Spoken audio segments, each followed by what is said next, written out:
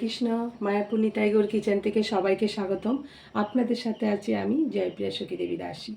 আবারও চলে এসেছি আজকে আরেকটা নতুন রেসিপি নিয়ে। আপনাদের সাথে আজকে আমি শেয়ার করব লাউয়ের খোসা বটি। এই যে লাউয়ের খোসাগুলি আমি ভালোভাবে কুচিয়ে নিয়েছি। এই যে লাউয়ের খোসার মধ্যে এখানে আমি আলু দিয়েছি অল্প একটু। এই যে আলুটা একটু মোটা দিয়েছি, যেহেতু লাউয়ের খোসাটা সিদ্ধতে একটু টাইম লাগবে। আর এখানে আমি একটু সিম দিয়েছি, সিমটা এরকম করে বানিয়ে নিয়েছি। এই আলু, সিম আর লাউয়ের খোসা দিয়ে এই বটিটা খুব সুন্দর অপূর্ব হয়। আর তার মধ্যে আমি একটু বেগুন দেব, বেগুনটাকেও বানিয়ে রেখেছি। তাহলে চলুন দেখে নিই কীভাবে এই রান্নাটা করতে হয়। প্রথমে আমি এখানে একটা কড়াই বসিয়ে দিয়েছি, তার মধ্যে আমি তেল দিয়ে দিচ্ছি। আমি এখানে সরষের তেল দিয়ে দিচ্ছি। এখানে আমি 2-3 চামচের মতো তেল দিয়ে দিচ্ছি। প্রথমে আমি বেগুনটাকে ভেজে নেব। তার জন্য বেগুনটার মধ্যে একটু লবণ মেখে নিচ্ছি। একটু লবণ মেখে নিলে কী হয়, বেগুনটা ভালোভাবে মজে যায়। এই যে ভালো করে একটু হাত দিয়ে লবণ মেখে নিচ্ছি। তারপর এই যে জলটা বেরিয়ে যাবে, আমি চিপে এই তেলের মধ্যে দিয়ে দিচ্ছি। বেগুনটা নরম, তার জন্য আমি একটু বেগুনটা ভেজে নিচ্ছি। তার মধ্যে পরিমাণ মতো একটু হলুদ গুঁড়ো দিয়ে দিচ্ছি। এখন আমি বেগুনটাকে ভালোভাবে একটু ভেজে নেব। একটু লালচে করে ভেজে নিলে হয়ে যাবে। দেখুন বেগুনটাকে আমি ভালোভাবে ভেজে নিচ্ছি। একটু লালচে হলে বেগুনটা আমি নামিয়ে দেব। এই যে বেগুনগুলি ভাজা হয়ে গেছে, এখন আমি ভালোভাবে ছেঁকে তেল থেকে নামিয়ে দিচ্ছি।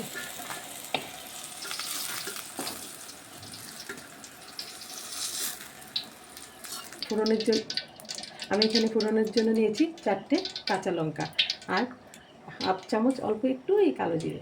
এখন আমি ফোড়নটা দিয়ে দিচ্ছি, কালো জিরেটা দিয়ে দিলাম আর কাঁচা লঙ্কাটা দিয়ে দিলাম। কাঁচা লঙ্কাটা আমি ভালোভাবে একটু ভেজে নেব। কালো জিরেটা ভাজা হবে সুন্দর, আর কাঁচা লঙ্কাটা ভাজা হবে।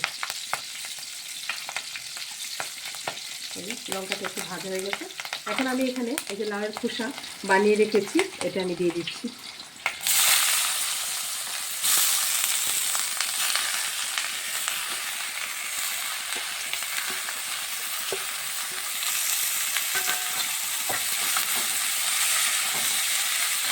এখানে আমি স্বাদ মতো লবণ দিয়ে দিচ্ছি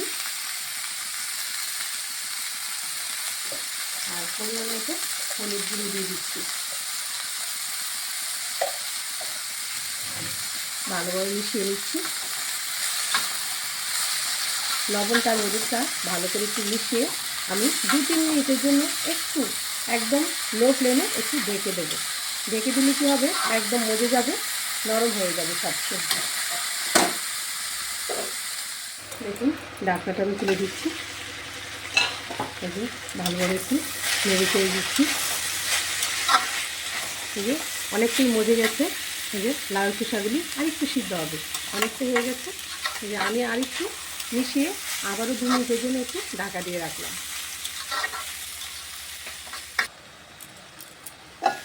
এই যে ঢাকনাটা খুলে দিলাম। এই যে একদম মজে গেছে আর সব কিছুই সিদ্ধ হয়ে গেছে। যে লাউয়ের খোসাটাও সিদ্ধ হয়ে গেছে, আলুটাও সিদ্ধ হয়ে গেছে, সিমও সব সিদ্ধ হয়ে গেছে। আমি এবার এটাকে একটু ভাজা ভাজা করে নিচ্ছি। এই অল্প মশলায় খুব সুন্দর এই লাউয়ের খোসার বটিটা না, খুব সুন্দর। এটা ভগবানকে ভোগ লাগিয়ে আপনারা যখন গরম রাইসের সাথে প্রসাদ পাবেন, অপূর্ব লাগে খেতে। এখানে আমি একটু স্বাদ মতো চিনি দিয়ে দিচ্ছি। এটা আপনারা চাইলে কম বেশি করতে পারেন, কারণ একটু চিনিটা না দিলে কি হয়, এটা মজবেও না ভালো, সুন্দর টেস্টও বাড়বে না। ভালোভাবে একটু ভাজা ভাজা করে নিচ্ছি।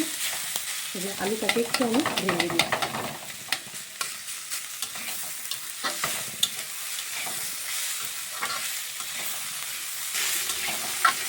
এই যে একদমই ভাজা ভাজা হয়ে গেছে। এখন আমি এখানে এই যে ভেজে রেখেছিলাম বেগুন ভাজাটাও এর মধ্যে দিয়ে দিচ্ছি। বেগুন ভাজাটা দিয়ে আমি আর একটু ভাজা ভাজা করে নিচ্ছি, যাতে করে সব সবজিগুলি একসাথে একটু ভাজা ভাজা হয়। দেখুন এটা কিন্তু একদম ফেলে দেওয়ার জিনিস, এই লাউয়ের খোসাটা অনেক সময় আমরা ফেলেও দিই। এই ফেলে দেওয়ার রান্নাটা যে কত অপূর্ব, আর এগুলি কিন্তু মহাপ্রিয় প্রিয়। লাউ, মোচা, ঠোঁট, লাউয়ের পায়েস, এগুলি এসব রান্নাগুলি করে আমরা মহাপ্রভুকে ভোগ লাগালে খুব সুন্দর। এই যে এটা ভাজা ভাজা হয়ে গেছে। এখন আমি নামানোর আগে এখানে ধনেপাতা কুচি নিয়েছি, এই ধনেপাতাটা দেবো, আর কোনো মশলাই আমি এখানে দেবো না। এই যে ধনেপাতাটা একটু বেশি পরিমাণে দিলাম, ভালো লাগবে। এই ধনেপাতাটা দিয়ে আমি আর একটু ভাজা ভাজা করে নিচ্ছি। তাহলে হয়ে গেল আমার এই লাউয়ের বটি, লাউয়ের খোসার বটি।